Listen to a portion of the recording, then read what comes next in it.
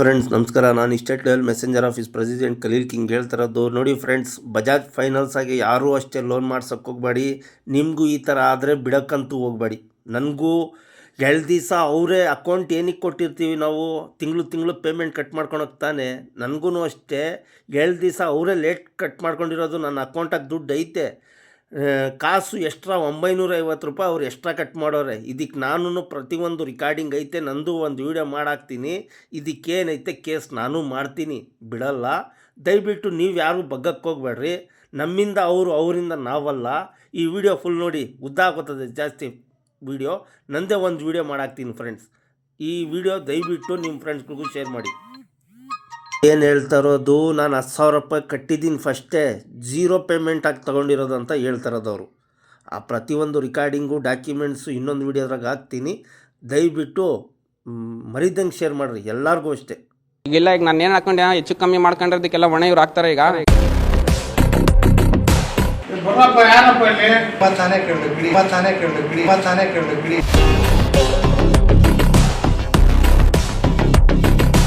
ಯಾರಿಗೆ ಕೇಳ್ಬೇಕಿಲ್ಲ, ನಾನು ಬಂದೀಗ.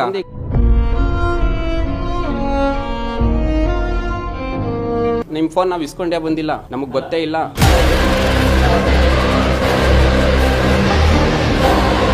ಅಬ್ಬಬ್ಬ, ಇದೇನಿದು ಬಜಾಜ್ ಫೈನಾನ್ಸ್ ಕಂಪನಿಯ ದಬ್ಬಾಳಿಕೆ.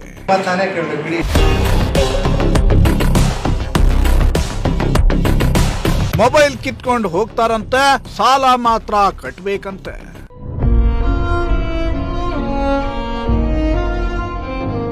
ನಿಜ ವೀಕ್ಷಕರೇ, ಈ ಫೈನಾನ್ಸ್ ಕಂಪನಿಗಳು ಮೂರನ್ನೂ ಬಿಟ್ಟು ನಿಂತು ಬಿಟ್ಟಿರೋ ಹಾಗಿದೆ.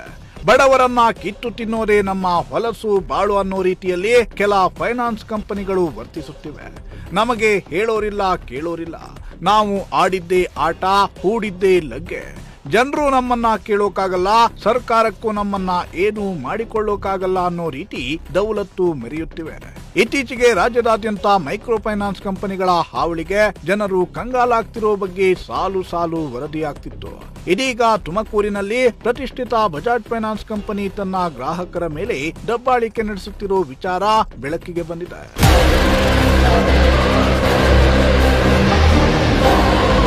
ಎಸ್ ವೀಕ್ಷಕರೇ, ತುಮಕೂರು ನಗರದ ಮುಬಾರಕ್ ಎಂಬ ಯುವಕ ಕಳೆದ ವರ್ಷದ ಆರಂಭದಲ್ಲಿ ಬಜಾಜ್ ಫೈನಾನ್ಸ್ ನಿಂದ ಸಾಲ ಪಡೆದು ಇಎಂಐ ಆಧಾರದ ಮೇಲೆ ಮೊಬೈಲ್ ಒಂದನ್ನ ಖರೀದಿಸಿದ್ದ. ಒಟ್ಟು 6 ಕಂತುಗಳಲ್ಲಿ ಸಾಲವನ್ನ ಮರುಪಾವತಿ ಮಾಡಬೇಕಿತ್ತು. ಮುಬಾರಕ್ ಈಗಾಗಲೇ 4 ಕಂತುಗಳನ್ನ ಕಟ್ಟಿದ್ದ, 12 ಕಂತುಗಳನ್ನ ಕಟ್ಟಬೇಕಿತ್ತು. ಆದರೆ ಹಣದ ಸಮಸ್ಯೆಯಾದ ಕಾರಣ 5 ಮತ್ತು 6ನೇ ಕಂತನ್ನ ಕಟ್ಟಿರಲಿಲ್ಲ. 3 ತಿಂಗಳಾದ್ರೂ ಕಂತು ಕಟ್ಟದೇ ಇದ್ದ ಕಾರಣ ಬಜಾಜ್ ಫೈನಾನ್ಸ್ ನ ರಿಕವರಿ ಸಿಬ್ಬಂದಿ ಏಕಾಏಕಿ ಯಾವುದೇ ನೋಟಿಸ್ ಅನ್ನ ಕೂಡ ನೀಡದೆ ಮೊಬೈಲ್ ಅನ್ನ ತೆಗೆದುಕೊಂಡು ಹೋಗಿದ್ದಂತೆ.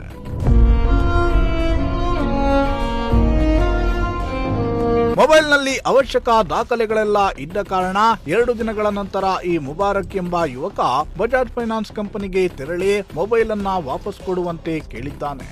ಆಗ 9,000 ರೂಪಾಯಿ ಕಟ್ಟಿದ್ರೆ ಮೊಬೈಲ್ ಕೊಡ್ತೀವಿ ಅಂತ ಸಿಬ್ಬಂದಿ ಹೇಳಿದ್ದಾರೆ.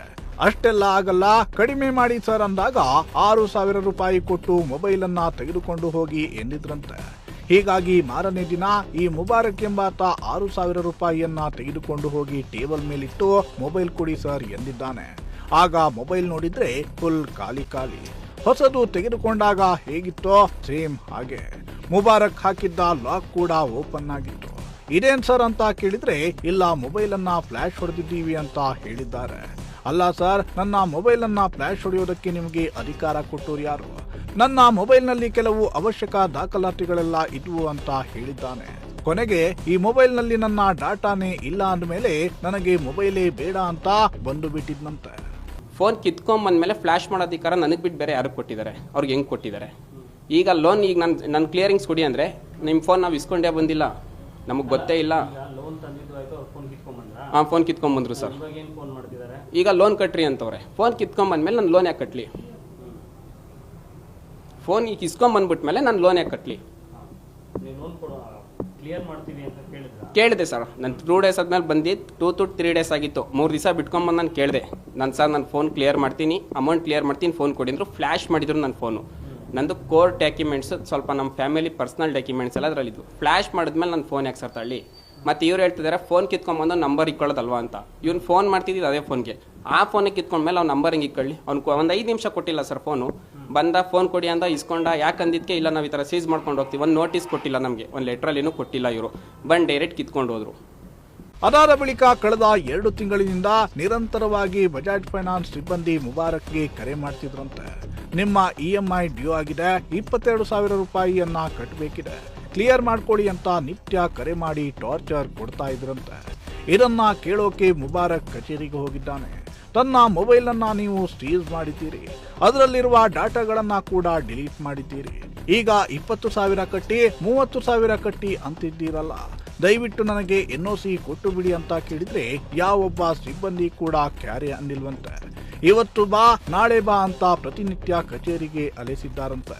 ಕೊನೆಯಲ್ಲಿ ಕೇಳಿದ್ರೆ ನಿನ್ನ ಮೊಬೈಲ್ ಅನ್ನ ನಾವು ಸೀಸ್ ಮಾಡೇ ಇಲ್ಲ, ನೀನು ದುಡ್ಡು ಕಟ್ಟಬೇಕು ಅಷ್ಟೇ ಅಂತ ಉಲ್ಟಾ ಹೊಡೆದಿದ್ದಾರಂತೆ. ಈಗ ಬಂದು ನಾನು ಕ್ಲಿಯರಿಂಗ್ಸ್ ಕೊಡಿ ಅಂತ ಕೇಳಿದ್ರೆ 1 ವಾರದಿಂದ, ಈಗ ಬನ್ನಿ ಫೀಲ್ಡ್ ಆಫೀಸರ್ ಇಲ್ಲ, ಬೆಳಗ್ಗೆ ಸರ್ ಬಂದೋ ನಾನು 10 ಗಂಟೆಗೆ ಬಂದೋ ನಾನು, ಇನ್ನೂವರೆಗೂ ಇಲ್ಲೇ ನಿಂತಿದ್ದೀನಿ. ಈಗ ಬಂದು ನಾನು ಒಂಚೂರು ಜೋರಾಗಿ ಗಲಾಟೆ ಮಾಡಿದ್ಮೇಲೆ ಅವ್ರು ಹೇಳ್ತಾರೆ ವೀಡಿಯೋ ಮಾಡೋಕ್ಕೆ ನಿಮ್ಗೆ ಅಧಿಕಾರ ಯಾರು ಕೊಟ್ಟಿದ್ದಾರೆ ಅಂತ. ಮತ್ತು ಇವ್ರು ನನ್ನ ಫೋನ್ ಕಿತ್ಕೊಂಬರಕ್ಕೆ ಇವ್ರಿಗೆ ಯಾರು ಅಧಿಕಾರ ಕೊಟ್ಟಿದ್ದಾರೆ? ಇವ್ರು ಹೆಂಗೆ ಕಿತ್ಕೊಂಬಂದ್ರು? ಬೆಂಗಳೂರಿಗೆ ಹೋಗಿ ಕೇಳ್ರಿ, ನಂಗೆ ವಿಚಾರಿಸ್ಬಿಡ್ರಿ ಅಂತಾರೆ. ನಾನು ಬೆಂಗಳೂರಿಗೆ ಹೋಗಿ ಕೇಳಂತದ್ದೆ, ನಾನು ತುಮಕೂರಲ್ಲಿ ಫೋನ್ ತಗೊಂಡಿದ್ರೆ ನಾನು ತುಮಕೂರಿಗೆ ಬರ್ತೀನಿ, ಬಜಾಜ್ ಆಫೀಸ್ ಅಂದಮೇಲೆ ಈ ಆಫೀಸಿಗೆ ಬರ್ತೀನಿ. ಹಾಂ, ತುಮಕೂರಲ್ಲಿ ಆಫೀಸ್ ಇದೆ, ನಾನು ಇಲ್ಲಿಗೆ ಬರ್ತೀನಿ. ಇಲ್ಲಿಗೆ ಬಂದು ಕೇಳಿದ್ರೆ ನಮಗೆ ಗೊತ್ತೇ ಇಲ್ಲ, ಯಾರು ಇಸ್ಕೊಂಬಂತಾರೆ. ಇವ್ ಮತ್ತೆ ಇನ್ನೊಂದು ಅವ್ನು ನಂಬರ್ ಕೊಡಿ ಅಂದರೆ ಅವ್ನ ನಂಬರೇ ಇಲ್ಲ ನಮ್ಮ ಹತ್ರ, ಅವ್ನು ಯಾರೋ ಗೊತ್ತೇ ಇಲ್ಲ. ಗೊತ್ತಿಲ್ಲ ಅಂದಮೇಲೆ ಕೆಲ್ಸಕ್ಕೆ ಹಾಕಿಕೊಡ್ರು ಸರ್. ಕೆಲ್ಸಕ್ಕೆ ಹಾಕಿಕೊಂಡ್ರು ಹೋಗ್ಲಿ, ಅವ್ನು ರೆಕಾರ್ಡ್ಸಲ್ಲಿ ಇರುತ್ತಲ್ಲ, ಹಳೆ ರೆಕಾರ್ಡ್ಸಲ್ಲಿ ಅದನ್ನು ಒಂಚೂರು ಸರ್ಚ್ ಮಾಡಿ ಇದು ಇಷ್ಟು ಬಡ್ಡಿ ಹಾಕಿದಾರಲ್ಲ ಹೆಂಗೆ ಕಟ್ಟಲಿ ಅಂದರೆ, ಅವ್ನು ನಾವು ರೆಕಾರ್ಡ್ಸೇ ಇಕ್ಕಲ್ಲ ಕಣ್ರಿ, ಅವ್ನು ರೆಕಾರ್ಡ್ಸೇ ಇಲ್ಲ ನಮ್ಮ ಹತ್ರ. ಈಗ ಕ್ಲಿಯರ್ ಮಾಡಿದ್ರೆ ಫೋನ್ ಕೊಡ್ತಾರಂತೆ. ಅದು ಏನು ನನ್ನ ಫೋಟೋಸು, ಫ್ಯಾಮಿಲಿ, ನನ್ನ ಪರ್ಸ್ನಲ್ ಎಲ್ಲ ಡಿಲೀಟ್ ಮಾಡಾಕಿದ್ದಾರೆ. ಅದಕ್ಕೆ ಅದು ಡಿಲೀಟ್ ಮಾಡಿದ್ಮೇಲೆ ನಾನು ಯಾಕೆ ಸರ್ ಫೋನ್ ಬಿಡಿಸ್ಕೊಳ್ಳಿ? ಫೋನ್ ಕೊಡಲ್ಲ ಅಂತಲೂ ಹೇಳಿ ಕಳಿಸಿದ್ರು ಇವ್ರು ನನಗೆ ಬಂದಮೇಲೆ. ಈಗ ಬಂದು ನನಗೆ ಫೋನ್ ಬೇಡ ಕ್ಲಿಯರಿಂಗ್ಸ್ ಕೊಡಿ ಅಂದರೆ ಬರ್ರಿ ಈಗ ಬರ್ರಿ ಆಗ ಬರ್ರಿ ಅಂತ ಇದ್ದಾರೆ. ಒಂದು ಕಡೆ ಮೊಬೈಲ್ ಅನ್ನ ಕಿತ್ಕೊಂಡು ಹೋಗಿದ್ದಾರೆ, ಮತ್ತೊಂದು ಕಡೆ ಆ ಮೊಬೈಲ್ ನಲ್ಲಿದ್ದ ಡಾಟಾಗಳನ್ನ ಡಿಲೀಟ್ ಬೇರೆ ಮಾಡಿದ್ದಾರೆ. ಈಗ ಮತ್ತೆ ದುಡ್ಡು ಕಟ್ಟಿ ಅಂದ್ರೆ ಹೇಗೆ ಅಂತ ಮುಬಾರಕ್ ಕಂಗಾಲಾಗಿದ್ದಾನೆ. ಹೀಗಾಗಿ ಕಚೇರಿಯ ಆವರಣದಲ್ಲಿ ನೆಲದ ಮೇಲೆಯೇ ಕುಳಿತು ಮುಬಾರಕ್ ಪ್ರತಿಭಟನೆಯನ್ನ ನಡೆಸಿದ್ದಾನೆ. ನನಗೆ ನನ್ನ ಮೊಬೈಲ್ ಹೇಗಿತ್ತೋ ಹಾಗೆ ಕೊಡಿಸಿದ್ರೆ ನಾನು ಹಣವನ್ನ ಕಟ್ಟುತ್ತೇನೆ, ಇಲ್ಲವಾದಲ್ಲಿ ನನಗೆ NOC ಕೊಡಿ, ಯಾವುದು ಆಗಲ್ಲ ಅಂದ್ರೆ ಇಲ್ಲೇ ಆತ್ಮಹತ್ಯೆ ಮಾಡಿಕೊಳ್ಳುತ್ತೇನೆ ಅಂತ ಯುವಕ ಮುಬಾರಕ್ ಬಜಾಜ್ ಫೈನಾನ್ಸ್ ಸಿಬ್ಬಂದಿಗೆ ಎಚ್ಚರಿಕೆಯನ್ನ ನೀಡಿದ್ದಾನೆ.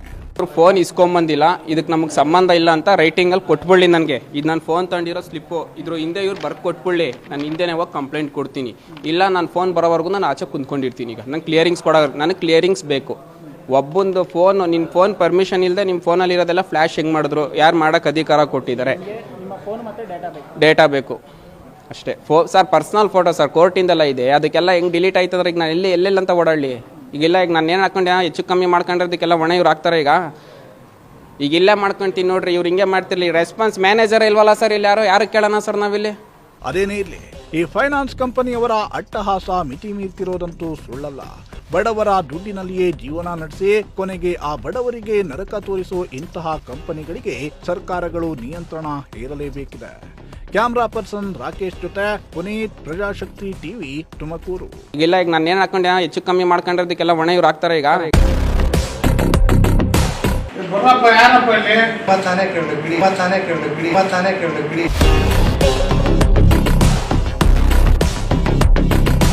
ಯಾರಿಗೆ ಕೇಳ್ಬೇಕಿಲ್ಲ, ನಾನು ಬಂದೀಗ